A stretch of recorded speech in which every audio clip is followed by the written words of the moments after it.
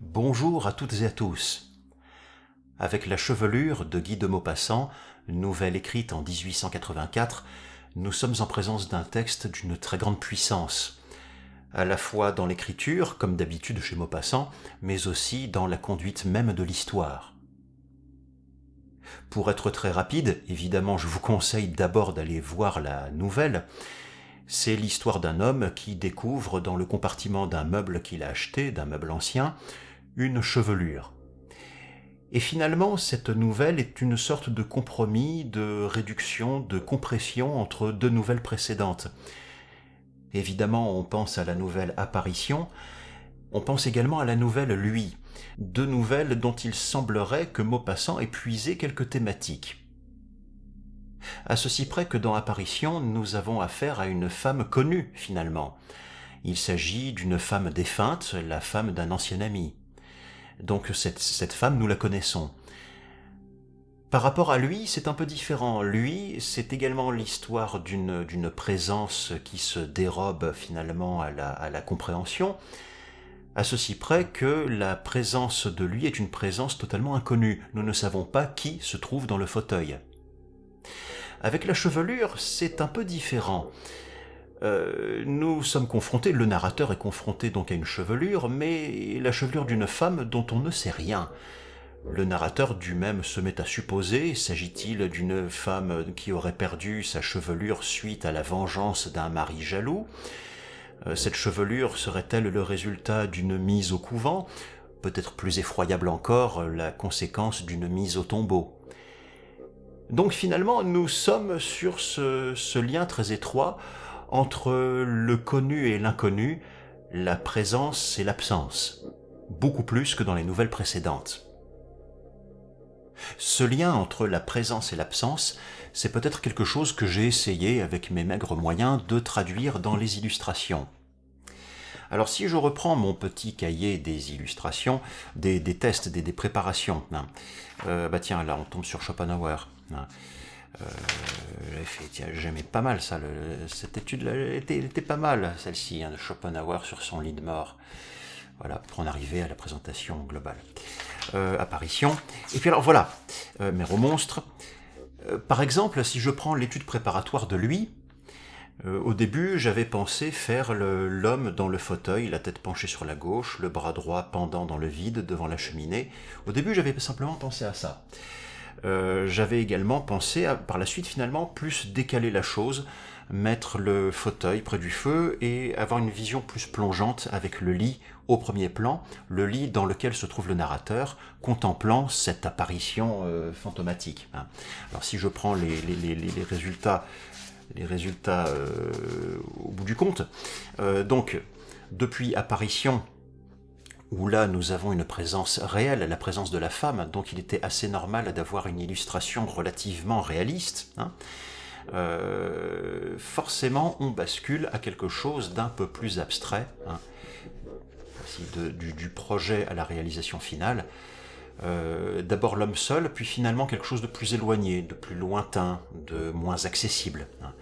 Et là, j'ai même réussi à renforcer l'effet d'éloignement. Le personnage est beaucoup plus loin dans la perspective. Mais finalement, pour la chevelure, c'est encore plus abstrait, puisque la présence est beaucoup moins nette.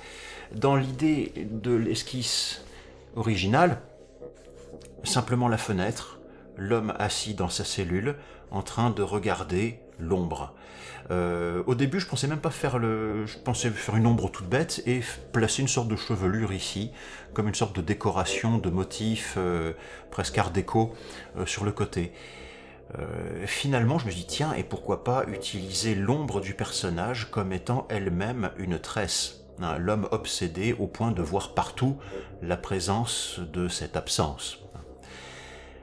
Dans les projets... Après, je me suis dit, tiens, pourquoi pas carrément focaliser dans sa direction l'homme en train de regarder la chevelure. Finalement, dans le résultat final, je suis revenu à l'idée première d'avoir un corps plutôt tourné sur notre gauche et la tête, elle, penchée vers la droite. C'est une sorte de contradiction des lignes que l'on retrouve finalement dans la vision finale, dans le projet final. Et là, on voit bien toute la distance, tout le parcours presque que l'on a chez Maupassant entre la présence fantomatique, qui n'est pas réelle, nous sommes d'accord, mais qui est, entre guillemets, référencée, qui est, entre guillemets, authentifiée. Il s'agit d'une femme, entre guillemets, connue, c'est la femme de l'ami.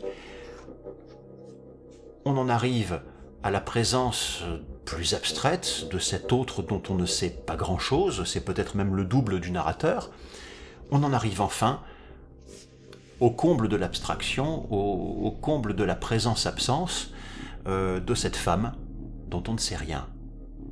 Et je me suis amusé finalement à traduire dans l'illustration, à chercher à traduire dans l'illustration cette tension qu'il y a entre la présence et l'absence. Présence et absence de la lumière.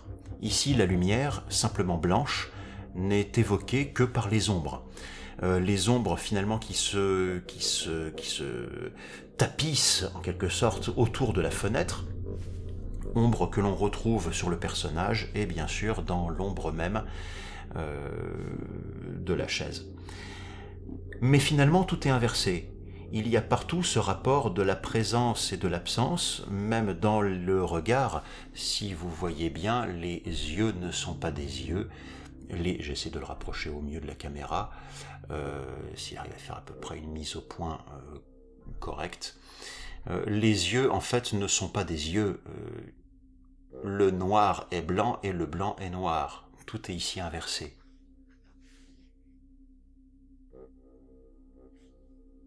Et donc l'homme, dans une position très resserrée sur elle-même, hein, les mains jointes, les genoux plutôt pliés, enchevêtrés, la tête un peu enfoncée dans les épaules, malgré tout son regard est attiré par la tresse, mais qui n'est que son ombre finalement, et qui part dans des sortes de filaments assez obscurs. Il y a donc là aussi, j'ai cherché donc ce rapport entre la présence et l'absence. Et finalement, c'est quelque chose que l'on retrouve dans la musique, dans le générique de fin, où normalement on devrait entendre le thème principal que tout le monde connaît.